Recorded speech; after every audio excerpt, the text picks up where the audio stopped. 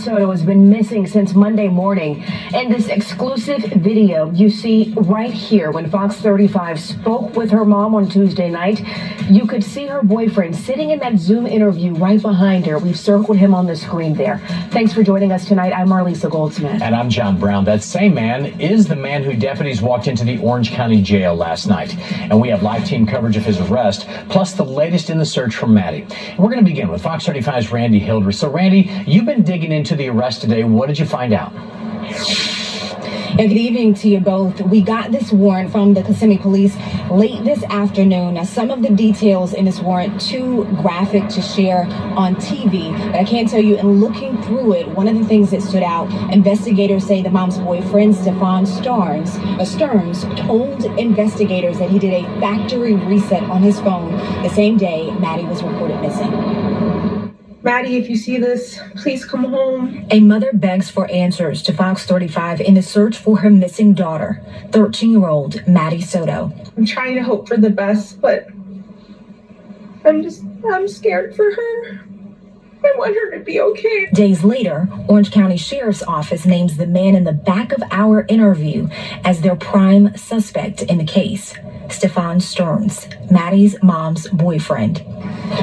Stearns is the last known person to have seen Maddie. He is not charged in the teen's disappearance, but was arrested last night and charged with sexual battery and possession of child sexual abuse material. Kissimmee police are assisting with the case.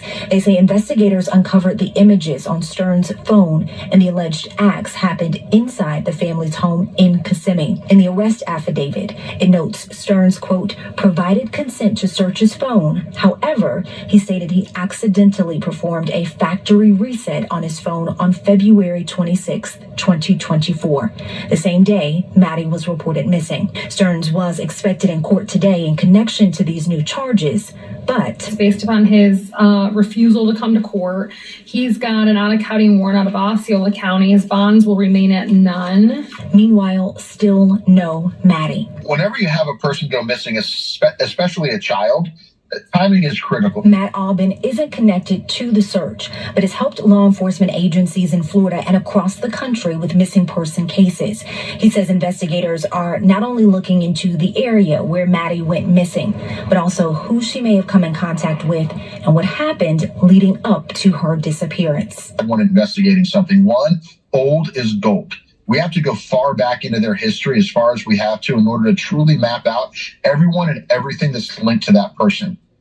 Now, again, Stearns is being held in jail with no bond tonight. Reporting live in Kissimmee, Randy Hildreth, Fox 35 News. Thanks, Randy. Meanwhile, the search for Maddie continues. Deputies are not doing an organized search today, but they are still following up on leads. Fox 35's Hannah McKenzie continues our live team coverage tonight. So, Hannah, you were the one that was talking to Maddie's mom when you saw the boyfriend behind her during your interview. Yeah, John, that was on Tuesday. Then on Wednesday night, law enforcement announced Stefan Stearns as the prime suspect in the disappearance of Maddie Soto. Now, when I spoke with Maddie's mother, Jen, on Tuesday, Stearns was in the back of that interview, and he made his presence known. He grabbed a chair and loudly set it down behind Maddie's mom and stayed there throughout most of our conversation. He was also cracking his knuckles and fidgeting with his hands. After watching his mannerisms, we actually reached out to Susan Constantine. She's a human behavior investigator, to get her professional opinion.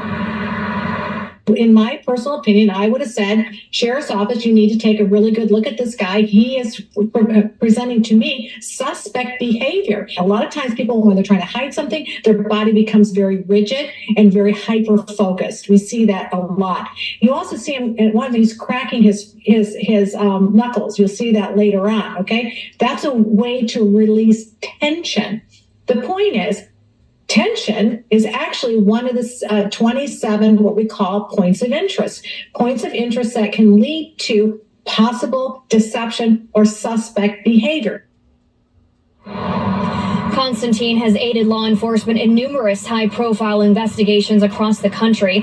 And something else she told us during that interview, it's no matter what a person is saying, oftentimes their body language will betray them by sending those all-important non-verbal cues. Now, where we're standing right now is believed to be one of the last places Maddie Soto was seen. This is allegedly where Stearns dropped her off on Monday morning. As you can see behind me, there are flyers posted here in the area. And as we arrived, some kiddos were actually getting out of school, which is where Maddie attends school. It's just not far, just down the sidewalk here. And they were actually holding a prayer circle for Maddie's safe return. If you at home know anything about Maddie Soto's whereabouts or have any information that may aid law enforcement in this investigation, you're asked to reach out. Call Crime Line, call Orange County Sheriff's Office, and get that information to them. Reporting live in Kissimmee, Hannah McKenzie, Fox 35 News.